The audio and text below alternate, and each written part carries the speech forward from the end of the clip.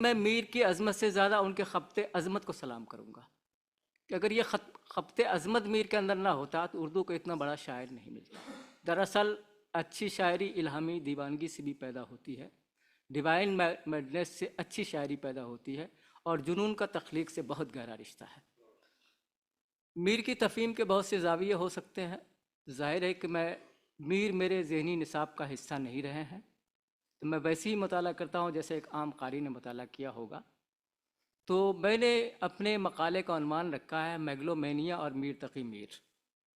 میں اس عنوان کے لیے بھی معذرت خواہ ہوں کہ بہت سے ایسے الفاظ ہوتے ہیں جس کا اردو میں بہتر متبادل نہیں مل سکتا، تو میں نے میر تقی میر کی مناسبت سے اس کا عنوان میگلومینیا اور میر تقی میر رکھا ہے، اور مثنوی ازدرنامے کی روشنی میں میں نے اپنی بات کہنے کی کوشش کی ہے۔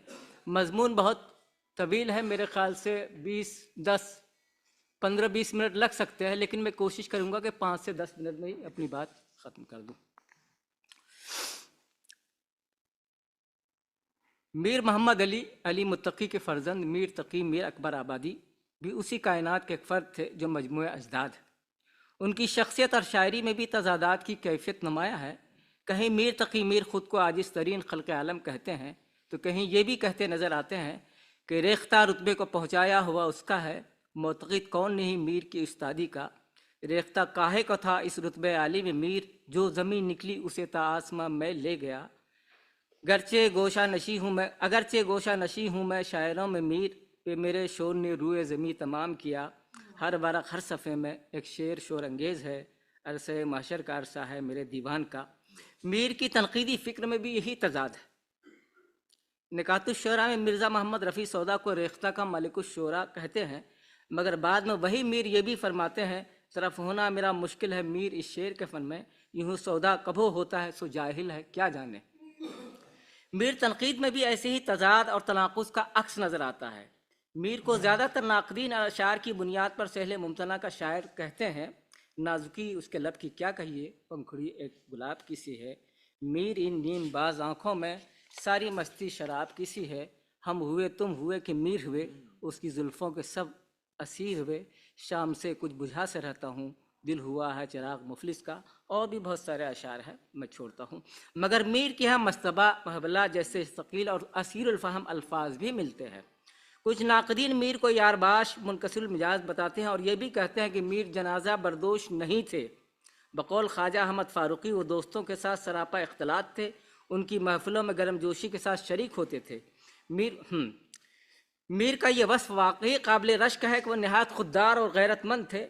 جلب منفعت کی کبھی خواہش نہیں رہی، اس لیے صاحبان عالی شان کے مدحیہ قصیدوں سے گریز کیا۔ ان کی ذات میں استغنا تھا، بے نیازی تھی۔ ان کا یہ لہجہ بہت پیارا لگتا ہے، ہو کوئی بادشاہ کوئی ہاں وزیر ہو، اپنی بلا سے بیٹھ رہے جب فقیر ہو۔ آگے کسو کہ کیا کریں دستے تما دراز، وہ ہاتھ سو گیا ہے سرہانے دھرے دھرے۔ مجھ کو دماغ وس گلو یاسمن نہیں، میں جو نسیم بادہ فروش چمن نہیں۔ پتہ نہیں میں شعر صحیح پڑھ رہا ہوں یا نہیں۔ مگر تذکروں اور مشاہداتی بیانیوں سے پتہ چلتا ہے کہ میر خلوت پسند، بد دماغ اور کج خلق تھے۔ وہ خود پسند تھے اور نرگسی شاعر ہی نہیں، نرگسی انسان بھی تھے۔ ڈاکٹر سلام سندیلوی نے اپنی کتاب اردو شاعری میں نرگسیت میں کیرون ہورنی کے حوالے سے لکھا ہے کہ نرگسیت کے دائرے میں خود ستائی، غرور، طلب جاہ، جذبہ محبوبیت، دوسروں سے کنارہ کشی، خودداری، تصوریت، تخلیقی خواہشات وغیرہ شامل ہے۔ اس طرح دیکھا جائے تو میر کے اندر نرگسیت کے بیشتر تلازماتی اوصاف اور عناصر موجود ہیں۔ خود کو اہم اور عظیم سمجھتے تھے اور دوسروں کو ہیج گردانتے تھے۔ ناقصوں اور ناقصوں سے گفتگو تک انہیں پسند نہیں تھی۔ ناقصوں اور ناقصوں سے گفتگو تک انہیں پسند نہیں تھی کہ مبادا زبان خراب نہ ہو جائے۔ مولوی محمد حسین آزاد کے تذکرہ آب حیات اور سعادت خان ناصر کے خوش مار کے زیبا وغیرہ سے میر کی نرگسیت، خود پسندی، خود ادعائیت کی تصدیق اور توثیق ہوتی ہے۔ میر کسی کی تعریف نہیں کرتے تھے، ان کے اندر اس قدر مردم بیزاری تھی کہ وہ کسی کو شعر تک سنانا پسند نہیں کرتے تھے۔ ایک بار شاہ قدرت اللہ نے شعر سنانا چاہا تو میر نے کہا کہ اپنا دیوان دریا میں ڈال دو۔ میر قمر الدین منت سونی پتی سے یہ فرمایا کہ اردو معلیٰ خاص دلی کی زبان ہے، آپ اس میں تکلیف نہ کیجیے، اپنی فارسی وارسی کہہ لیا کیجیے۔ سعادت یار رنگین سے یہ کہنا کہ آپ کی طبیعت شاعری کے لیے موضوع نہیں ہے، خواہ مخواہ میری اور اپنے اوقات کیا ضائع کرنی، اور جرأت سے یہ کہنا کہ تم شعر کہنا نہیں جانتے، اپنی چوما چاٹی کہہ لیا کرو۔ قیام لکھنؤ کے دوران میر سے منسوب یہ تمام واقعات یا افسانے اگر صحیح ہیں تو یہ کہنا بجا ہوگا کہ میر کے اندر عجب و تکبر اور ناز و تفکر کی ساری علامتیں تھیں۔ کچھ بعید نہیں کہ پورب کے ساکنوں نے میر کو متون کرنے کے لیے سارے افسانے گڑھے ہوں، تو ایسے میں یہ بات کہی جا سکتی ہے کہ تذکروں اور تنقیدی بیانیوں میں میر کی حقیقی شخصیت گم ہو کر رہ گئی ہے۔ ان کی شخصیت کا حاوی عنصر کا سراغ صرف ان کی شاعری سے لگایا جا سکتا ہے، جبکہ یہ بھی ضروری نہیں کہ شاعری شخصیت سے ہم آہنگ ہو۔ حقیقت یہ ہے کہ میر کی شخصیت اور شاعری کی تمام جہتوں اور زاویوں پر روشنی نہیں ڈالی جا سکی ہے۔ ہمارے ناقدین بھی جہان میر سے سرسری ہی گزرے، اس لیے اس جہان دیگر کی جستجو میں ناکام رہے جہاں میر کی حقیقی شخصیت نظر آ سکتی تھی۔ اسے میر تنقید کا المیہ ہی کہا جا سکتا ہے۔ بہرحال اتنا تو طے ہے کہ میر کو علوِ ذات کا اتنا احساس تھا کہ وہ کسی کو گردانتے نہیں تھے۔ شاید انہیں اپنے نسبی فخر و مباحات کا زوم رہا ہوگا۔ وہ خود کو سید کہتے تھے، اس لیے ان کے اندر سیادت اور نجابت کا اثر تفاخر رہا ہوگا۔ گو کہ میر کی سیادت پر شبہ ہے، لیکن میر کے اشعار سے اندازہ ہوتا ہے کہ انہیں سید ہونے کا ترا تھا۔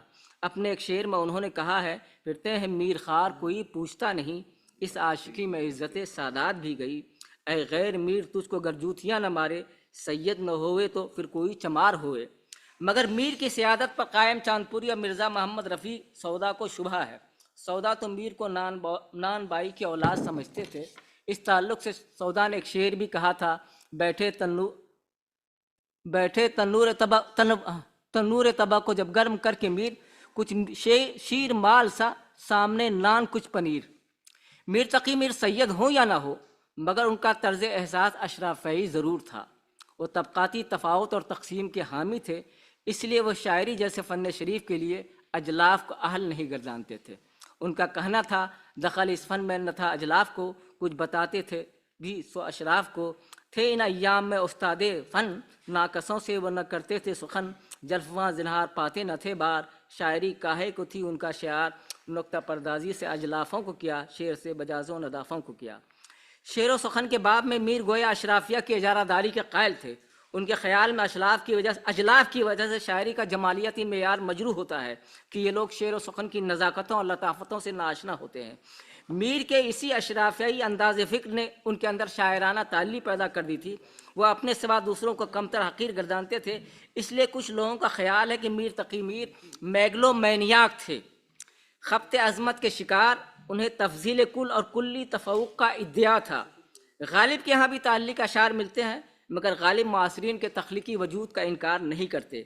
غالب نے اپنی انفرادیت کا اعلان ضرور کیا اور یہ شعر بھی کہا ہے، اور بھی دنیا میں سخنور بہت اچھے کہتے ہیں کہ غالب کا انداز بیاں اور، مگر میر تقی میر کے اندر مریضانہ حد تک تعلی تھی کہ وہ دوسروں کے تخلیقی وجود کا بطلان کیے بغیر ان کی بات نہیں بنتی۔ مشہور ہے کہ میر کے نزدیک صرف 3.25 شاعر تھے۔ غالب اپنے اشعار کو گنجین معنی کا طلسم اور سریر خامہ نوائے سروش بھی کہتے ہیں، مگر یہ بھی اعتراف کرتے ہیں کہ ہم کہاں کے دانا تھے، کس ہنر میں یکتا تھے، بے سبب ہوا غالب دشمن آسماں اپنا۔ تعلی کے باب میں غالب نے وضع احتیاط کو برقرار رکھا، مگر میر نے تو ساری حدیں ہی پار کر دی۔ میر تعلی میں اس حد تک بڑھ گئے کہ انہوں نے یہ دعویٰ کر دیا، سارے عالم پہ ہوں میں چھایا ہوا، مستند ہے میرا فرمایا ہوا، جانے کا نہیں شور سخن کا میرے ہرگز، تا حشر جہاں میں میرا دیوان رہے گا۔ مجھے پتہ نہیں کہ میر نے جس عالم اور جس جہان کی بات کہی ہے اس کا رقبہ کتنا تھا۔ میر تو صرف ریختہ اور فارسی کے شاعر تھے، ان دونوں زبانوں کا علاقہ اتنا وسیع تو نہیں ہو سکتا کہ اسے عالم یا جہاں کہا جائے۔ میر کے اور بھی تعلیق کے اشعار ہیں، سہل ہے میر کا سمجھنا کیا، ہر سخن اس کا ایک مقام سے، اور بہت سارے شعر دیے ہیں میں نے۔ یہ حقیقت ہے کہ میر رشکہ عقیقہ یمنی اور ان کی شاعری میں روانی ہے، کیفیت ہو یہ کہنے میں حق بجانب ہے کہ دیکھو تو کچھ روانی سے کہتے ہیں شعر میر، درسے ہزار چند ہے ان کے سخن میں آپ۔ ان کے معاصر اور بعد کے شاعروں نے بھی ان کی شعری عظمت کمال فن کا اعتراف کیا ہے۔ مرزا اسد اللہ خان غالب نے بھی کہا، ریختہ کہ تم ہی استاد نہیں ہو غالب، کہتے ہیں اگلے زمانے میں کوئی میر بھی تھا۔ 3 اشعار ہیں۔ استاد ذوق نے بھی کہا اور مرزا داغ نے بھی ان کی شاعری کا اعتراف کیا، اور سودا نے بھی کیا، مگر یہ بھی حقیقت ہے کہ سبھی میر کے معتقد نہیں تھے، بلکہ بہت سے معاصر شعراء ان کے معارض بھی تھے۔ میر کی مدح میں جہاں اشعار کہے گئے وہیں قدح میں بھی بیانات موجود ہے۔ میر اپنے فن میں کامل ضرور تھے اور ان کی شاعری محاسن سے معمور بھی ہے، مگر میر کے ہم عیب بھی ہیں۔ اگر کلیم الدین احمد کی بات مان لی جائے کہ میر تقی میر کے تخیل میں قوت پرواز نہیں، شوکت و حشمت نہیں، جذبات و تصورات میں تنوع نہیں، پھر انہیں خدائے سخن کہنے کا بھی کوئی جواز نہیں بنتا کہ میر کے یہاں رتب و یابس اور پست و بلند بھی ہیں۔ اس لیے بہتوں نے میر کو خدائے سخن تسلیم نہیں کیا۔ سودا نے کہا تھا، نہ پڑھی ہو یہ غزل سودا تو ہرگز میر کے آگے، وہ ان طرزوں سے کیا واقف، وہ یہ انداز کیا جانے۔ اسی طرح جب میر نے سودا کی سگ پرستی پر طنز کیا تو سودا نے میر کو علت مشائخ سے متہم کیا اور یہ کہا، کتے کا ملوث تو نہا پاک ہو آوے، علت کے مشائخ جو دھوے نہ جاوے۔ اس طرح اور بھی مخالفین تھے، میر کا مذاق اڑاتے تھے۔ بقاء اللہ بقا نے دلی نژاد نہ ہونے پر طنز کرتے ہوئے کہا تھا، پگڑی اپنی سنبھالیے گا میر، اور بستی نہیں یہ دلی ہے۔ میر جیسی حساس طبیعت کوئی باتیں بہت ناگوار گزرتی تھی، اس لیے میر نے بھی شاعری کا ذریعے اپنے جذباتی رد عمل کا اظہار کیا۔ وہ ایک طرح سے نفسیاتی خلل کا شکار بھی ہوئے۔ سائیکک ڈپریشن، انزائٹی، اضطراب، وحشت، بے کلی شاید ان کے داخلی حالات کا نتیجہ ہوں۔ ان کی محرومی اور محزونی دل شکستی کا رشتہ بھی ایسے ہی احوال و حوادث سے ہے۔ میر جس طرح کے آلام و آزار سے گزرے تھے اور ان کی زندگی جن قیامتوں سے گزری تھی، بچپن میں باپ سے محرومی، سوتیلے بھائیوں کا حاسدانہ سفاکانہ سلوک، بیوی بچوں کی موت، اور اس کے بعد ایک پری چہرہ معشوق سے عشق نے میر کو توڑ کر رکھ دیا تھا۔ میر کو جور گردوں کی وجہ سے جنون ہو گیا تھا اور بقول میر جمیل جالبی میر زندانی اور جنزیری ہو گئے تھے۔ ان کا بد دماغ ہونا ایسے میں فطری تھا، اور ان کے جنون کی ایک وجہ تو موروثی ہے اور دوسری وجہ ہے ماحولیاتی اثرات اور نامساعد حالات۔ میر نے خود ہی اپنے جنون کا اعتراف کیا ہے، بہت سارے اشعار ہیں میں چھوڑتا ہوں، مگر میر نے اس جنون آگہی دیوانگی سے بھی شعور کو کام لیا ہے۔ یہ میر کا کمال ہنر ہے کہ جس کا اعتراف بہرحال کیا جانا چاہیے۔ پڑھ دوں؟ اچھا ٹھیک میں پڑھ دیتا ہوں۔ سینہ تمام چاک ہے، سارا جگر ہے چاک، ہے نام مجلسوں میں میرا میر بے دماغ، صحبت کسی سے رکھنے کا اس کو نہ تھا دماغ، تھا میر بے دماغ کو بھی کیا ملا دماغ، اب کے جنوں میں فاصلہ شاید نہ کچھ رہے، دامن کے چاک اور گریباں کے چاک میں۔ تفہیم میر کے کئی زاویے تلاش کیے گئے ہیں۔ میر کی شعری لسانیات اور صوتیاتی نظام کے حوالے سے بھی کافی کچھ لکھا جا چکا ہے، مگر آج کے عہد میں تفہیم میر کا سب سے کارگر وسیلہ یہ ہے کہ کلام میر کا نفسیاتی تجزیہ کیا جائے۔ اگر میر کے شخصی اور شعری رویے کا نفسیاتی تجزیہ کیا جائے تو بہت سے نفسیاتی امراض اور عوارض ان کی ذات سے جڑتے نظر آتے ہیں۔ NPD یعنی نارکسٹک پرسنالٹی ڈس آرڈر، میگلومینیا، شیزوفرینیا، پیرافرینیا اور گرینڈیوس ڈیلیوژن، یہ تمام متلازم عوارض میر کی ذات کا جز ہیں۔ تلخی حیات اور عالم روزگار نے میر کی شخصیت میں حد درجہ منفیت یعنی نگیٹیوٹی پیدا کر دی تھی، اور زندگی کی یہی منفیت ان کی شاعری کا حصہ بنتی گئی۔ اس لیے ان کے ہاں اپنی ذات کی توقیر، تمجید اور تکریم کا مبالغہ آمیز احساس بھی ملتا ہے۔ ان کے اندر وہ سلبی صفات اور نگیٹو وائبس بھی ہیں جو ان کے شخصی شائستگی اور اعتبار وقار کو مجروح کرتی ہیں۔ خاص طور پر ان کے اندر نرگسیت، خود پسندی، ادعائیت حد سے زیادہ بڑھی ہوئی ہے، اور مثنوی ازہر نامہ سے اس کی مکمل توثیق ہوتی ہے۔ یہ ہجویہ مثنوی نخوت میر کی ایک نظیر ہے کہ میر اس مثنوی میں تمام شاعروں کو حشرات الارض یعنی کیڑے مکوڑے قرار دیتے ہیں۔ اس مثنوی میں ازہر میر کا ایک علامتی پیکر ہے جس کی دہشت اور وحشت تمام حشرات الارض پر طاری رہتی ہے۔ دیکھیے اس مثنوی میں مارے سیاہ ازہر یعنی میر تقی میر ایک جبروتی کردار میں نظر آتے ہیں۔ نہیں جانتی میں ہوں مارے سیاہ، زبانہ ہے آتش کا میری نگاہ، جدھر بھر نظر دیکھوں لگ جائے آگ، دم دم کشی لب پہ کھیلے ہیں ناگ، جہاں میں ہوں وہ جا ہے پرشر و شور، اساسے چلے راہ وہاں مار و مور، میری آنکھ سے زہر ٹپکا کیا، جلا آگے میرے کبھو کب دیا، اگر شور زاغاں سے ڈر جائے مار، تو کیا اجگروں کا رہے اعتبار، نکلتے نہ تھے اس طرف ہو کے شیر، پلنگ و نمر وہاں رہتے تھے دیر، میری قدر کیا ان کے کچھ ہاتھ ہے، جو رتبہ ہے میرا میرے ساتھ ہے، کہاں پہنچے مجھ تک یہ کیڑے حقیر، گیا سانپ پیٹا کرے اب لکیر۔ 58 اشعار کی اس مثنوی میر تقی میر نے بہت سے جانوروں کے نام لکھے ہیں، اور معاصر شاعروں کی تحقیر، تضحیک، استخفاف اور استہزاء کے لیے شاعروں کو چوہے، چھپکلی، کیچوے، کنسلائی، کھجورے، گیدڑ، گرگٹ، میڈک، جوں، خراتین، خرموش، موش، چگال تک کہا ہے۔ یہ مثنوی دراصل ایک تاریزی بیانیہ ہے۔ ڈاکٹر نصیرہ نے اسے ایک تمثیلی منظومہ اور بیسٹ فیبل کہا ہے۔ یہ مثنوی محسنات لفظیہ معنویہ سے بھرپور ہے، اس میں مبالغہ بھی ہے، مراعات النظیر بھی، صنعت تکرار و تقریر بھی، اور بیانیہ کے لحاظ سے جنگل کے تلازمات، محاورات اور لفظیات بھی ہیں۔ میر کی یہ حجویہ مثنیہ جس سے حیوانات حشرات سے میر کی دلچسپی کا پتہ چلتا ہے۔